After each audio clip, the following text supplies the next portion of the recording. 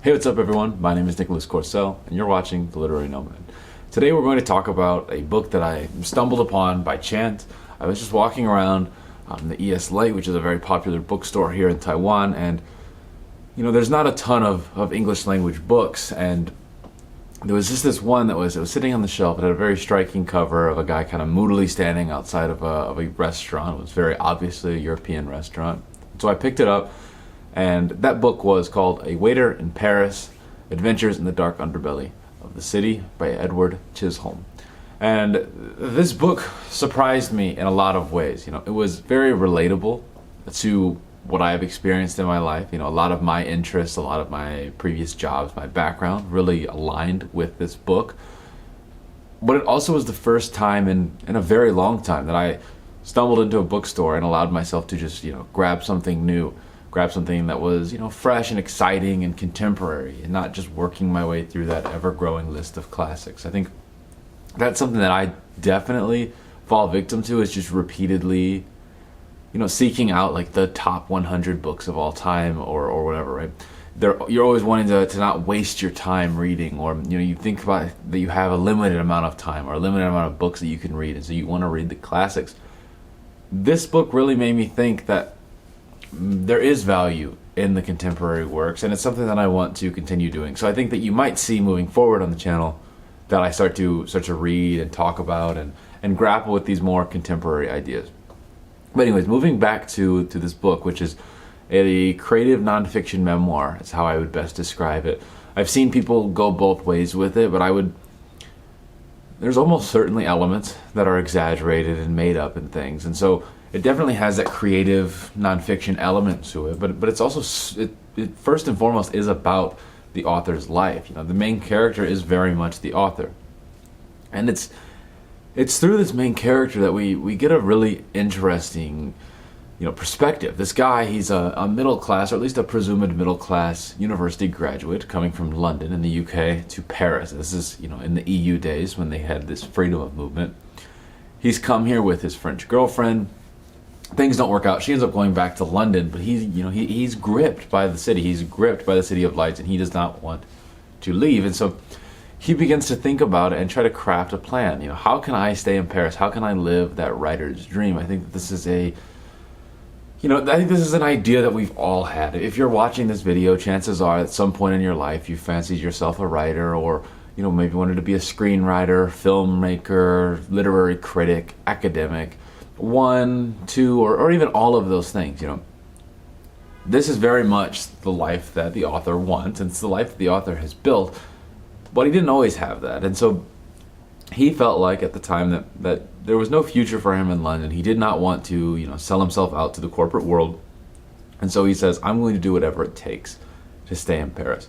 Now the good thing is, when his girlfriend leaves to go back to London, she leaves him with a free place to stay for a few weeks, and that gives him time, and he starts working odd jobs, doing this and that, and then he ends up with this realization. The realization is that he wants to, and he needs to, become a Parisian waiter. This is where the book really takes off and grows into itself and really finds its legs.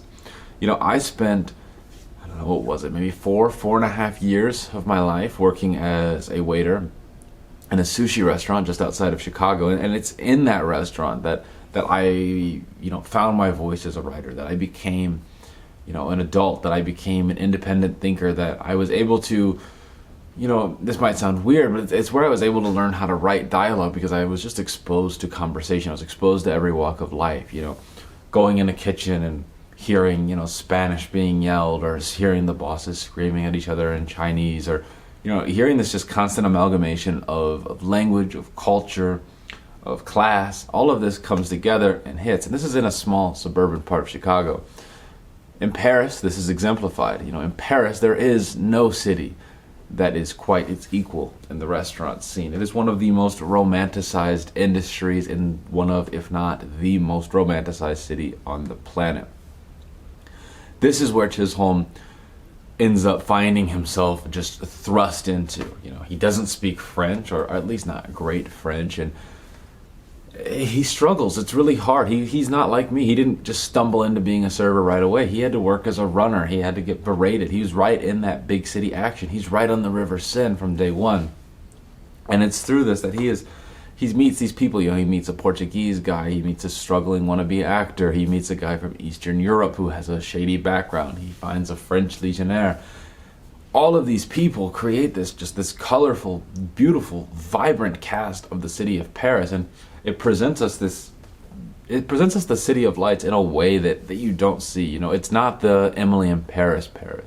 It's the real Paris. I was fortunate enough to spend a decent amount of time in Paris, and the Paris of this book is much closer to the Paris that you get, walking around the 19th, walking around Vincennes, even going out further into some of the banlieues like Saint-Denis and any of these places, right? It gives you a more realistic slice of life, but it's not poverty porn, and that was something that I was, skeptical of going into the book. You look on Audible, you look on Goodreads, the different places where they aggregate reviews, and you see people talking about, it's yet another rich kid that's, fetishizing the poor. It's another member of the bourgeoisie who is looking down on the proletariat, or that he's wanting to kind of insert himself into that to, exploit their stories.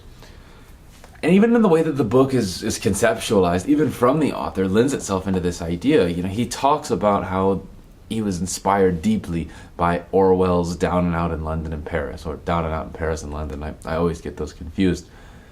But Orwell very much was a member of the elite who looked down on, not looked down on, but used these people as vehicles to push his ideas. And I'm not saying this to disparage Orwell. I'm also will be the first to admit that I'm not, like an Orwellian scholar. I'm not the most knowledgeable person on Orwell's work, but I think it's fair to say that his background doesn't always align with like the perspectives that he was shedding light on, and there's nothing wrong with that. I think it's also in many ways quite commendable.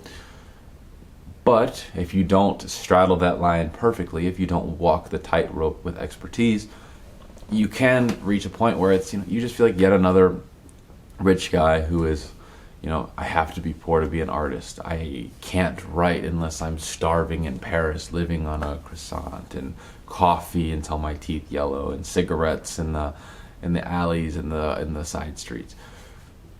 All of that happens. Everything I just said does occur in the book, but it doesn't feel like he's using them. It feels like he is, yes, enamored by them, and maybe there is some class fetishization going on that is contributing to that enamorment, but it's not the central thing. It's not the central focus.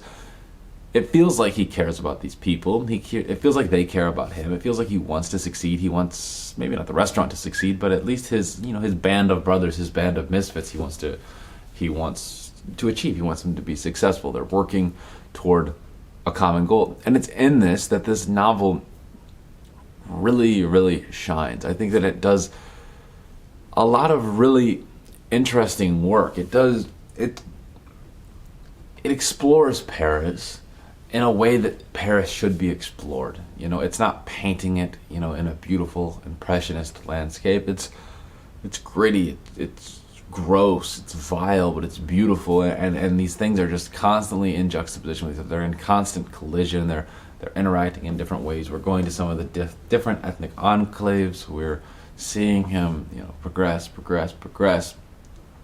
All of the subplots, storylines, they don't all wrap up perfectly in the end. The wannabe actor doesn't end with an Oscar. No, he continues to be unsuccessful. People come and people go, and they disappear, and that's life. That's life in the big city. And Paris, at its core, is a mega metropolis. Maybe not a mega metropolis, but it is absolutely a metropolis. It's a real city. It's a city with big shoulders. It says things with its full chest. It's not a dainty little city that is the playground for the rich.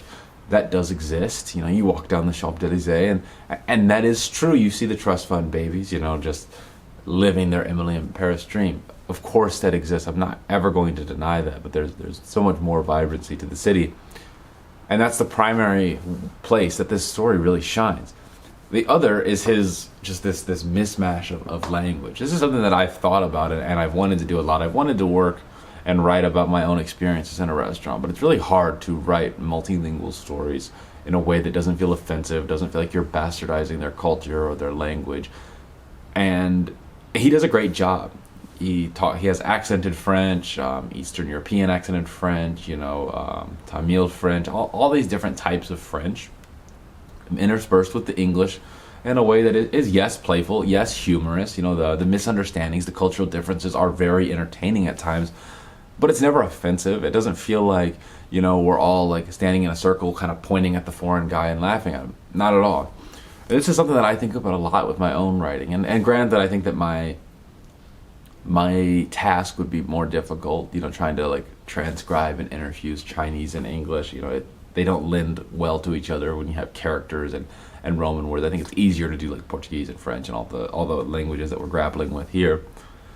But still, even with Polish or Eastern European languages, he does a great job. And I think that we can't underestimate or underscore or understate the mastery of prose that we see here. And I was reading online, doing some research, that he's got a new book coming out about Paris. I think it's this spring or maybe next fall.